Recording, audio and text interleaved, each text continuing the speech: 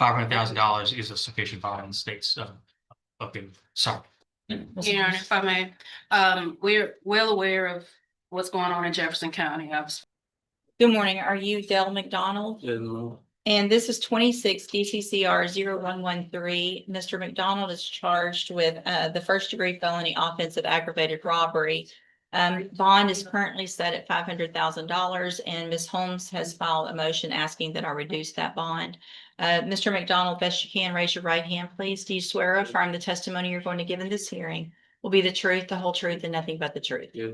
All right, Ms. Holmes, you may proceed. Thank you, Your Honor. You state your name for the record. Bill McDonald. And Mr. McDonald, you're currently held at the Jefferson County Jail with the bond right now at $500,000. Is that correct? Yeah, ma'am. Now, how long have you been at the Jefferson County Jail? 2 months. Okay, and within those 2 months, has your family tried their best to secure bail in that amount, but have been unsuccessful? Yeah. Have they contacted several bondsmen, but have not been able to secure that amount? Yeah. Now your family, your mom works hard, your dad works hard. Is that correct? Yeah.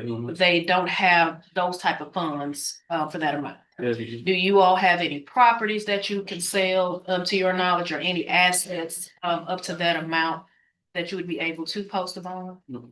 Okay, and if the judge reduces the bond to an amount that your family is able to assist you with, will you be staying with your mom? Yeah.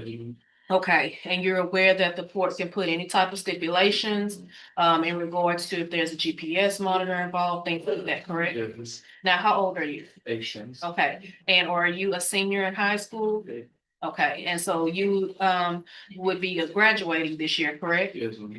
Is that also something that's important for you to be able to have the opportunity to graduate high school? Yeah. Okay, now you understand while you do have this case pending, you also have responsibilities outside with school, as well as you have a young child. Is that correct? Yes. And are you a provider for that child? Yes, ma'am. Okay, and is that also a factor that you would like the court to consider in regards to your bond being reduced? Okay, now we visited the other day in regards to behaviors. You're aware that the court receives reports from the jail, correct? Yes. And you're aware that there has only been one report in which it appears that you were, I guess, bunched with a group of inmates and everybody got written up because somebody was talking. Correct. Yes. But you have not been engaged in any type of other behaviors at the county jail, which would show that you can act accordingly if you are released. Yeah. Is that correct? Okay. This time I'll pass the witness. I have no questions for the defendant, Judge. Just a brief argument, if I may. And I do Yeah. have some. Oh, you want to call her? Yes. Okay. Is that Shamika McDonald? Yes. Miss McDonald? Shamika McDonald? Yes, she's right. Oh, sorry.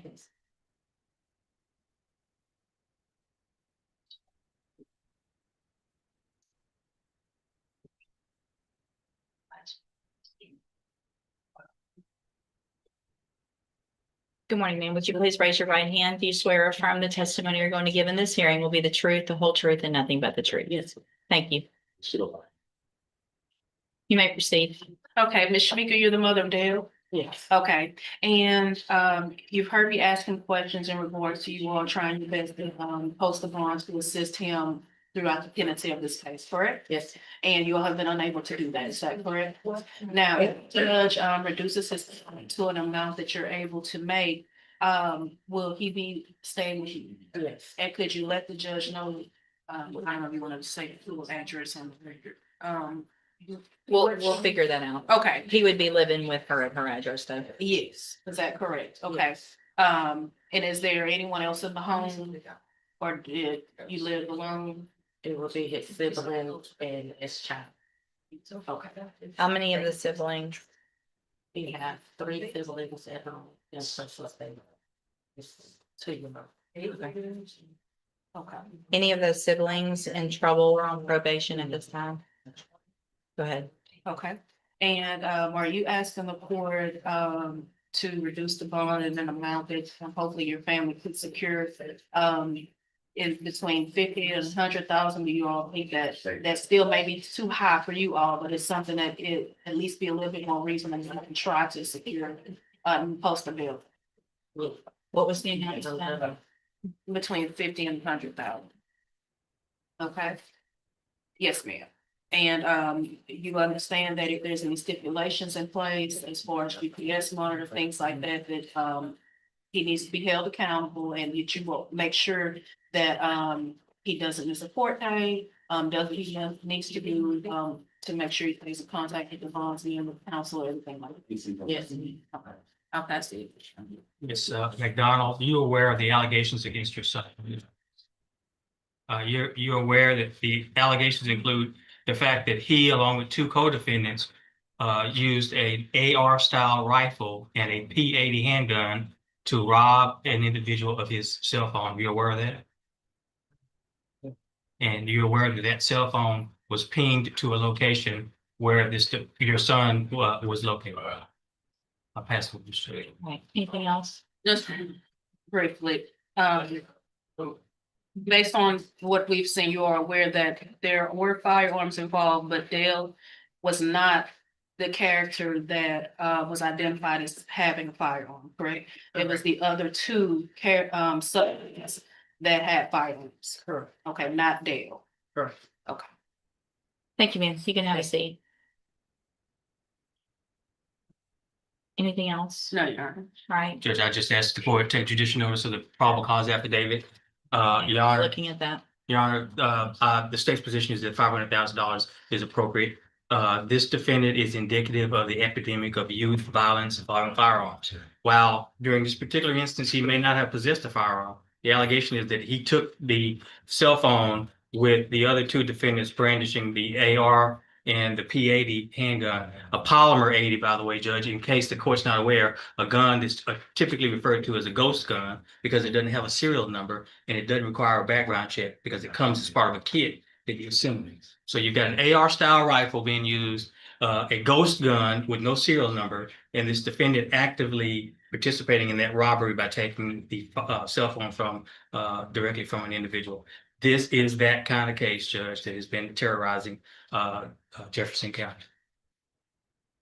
$500,000 is a sufficient bond in the state's opinion. Sorry.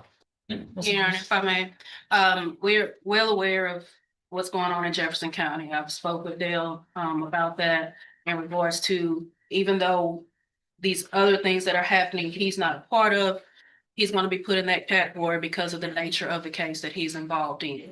Your Honor, I do believe that Dale is a young man that can be rehabilitated.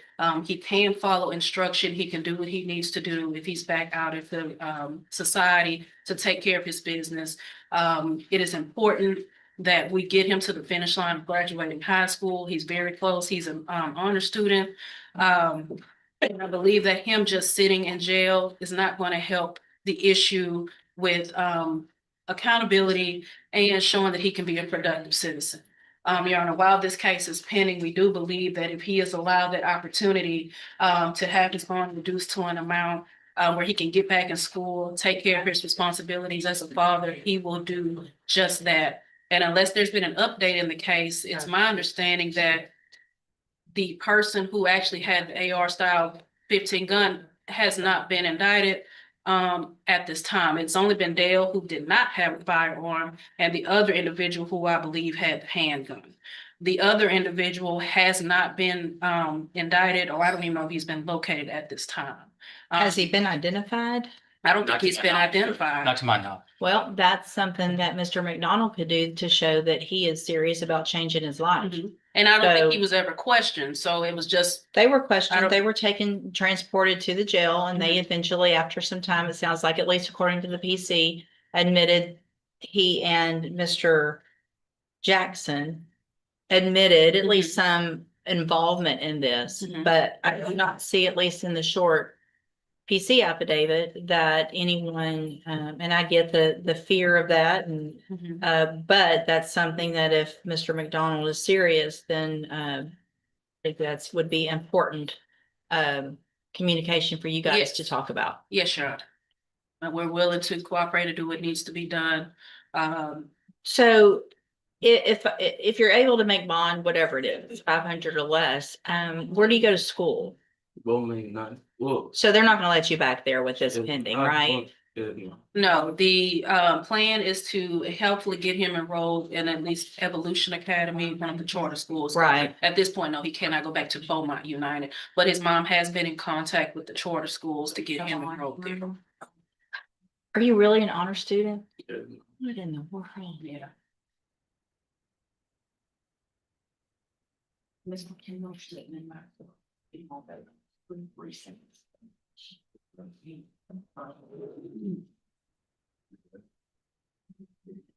You know, I saw your face when your mom walked up here and the disappointment that you felt. And that's a little different than some of the things I see. But Mr. Coleman's not incorrect with the insanity of you young kids walking around like it's the Wild West with guns and robbing and shooting and killing and all those things. It's just, it has gotten scary to live where we all live. Yeah. I don't want to be scared to go to the store. Miss Holmes doesn't want to be scared, but we are.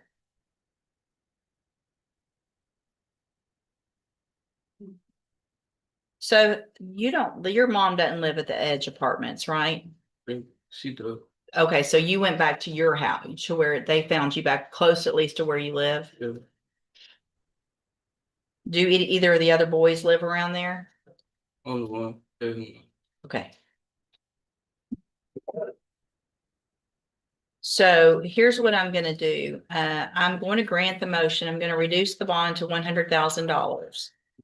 I am going to order as a condition of that bond that other than school, and if you have a job, and you're gonna have to get with Ms. Holmes about where that job is and what the hours are, if you have a job and where you're going to school, you will be on house arrest otherwise. That means you either go to school and home, to a job and home, but you don't go anywhere else, Yeah. period, other than court or to visit with Ms. Holmes. Do you understand? Yeah. Also, you're ordered not to have any contact or communication with, Paul Jackson. And before you leave today, I want to know who else you're not supposed to have contact with. You need to talk with Ms. Holmes. I'm not going to make you do it out here in front of everybody. But I need to know that you're not having contact or communication with anybody else that's in trouble. Yeah. You know who they are. You shouldn't be hanging out with anybody at this point. You want to be a dad at 18 years old, then be a dad at 18 years old and quit being a kid. Because your kid's going to grow up without you if you continue down this path. And your mom's going to have to raise them. Yeah. That's not what you want, is it? No. Okay, so, yes, there will be a GPS monitoring device as well, that you'll have to get and pay for, which means you probably need to get a job because mom doesn't need to be in charge of all of this stuff. You want to act like an adult and be an adult court, it's time to do some adult things, right? Yeah. So I want you to get your education. Obviously, that's going to help you in the future, but you're going to have some real strict and, conditions and an amount of bond that I think is sufficient to hopefully keep everyone safe in our community as well. You're not allowed to have a firearm. You're not allowed to be around anyone that has a firearm. That is a condition of your bond. If you are caught around anyone that has a firearm or you have one, your bond will be higher than what it is right now. Do you understand? You'll be waiting in custody. Yeah. All right. Anything else that you can think of? No, Judge. All right. You can go back with the bailiff. Thank you, ma'am. Where facts meet emotion, justice finds its voice. To witness more real courtroom moments, subscribe to Law Nexus.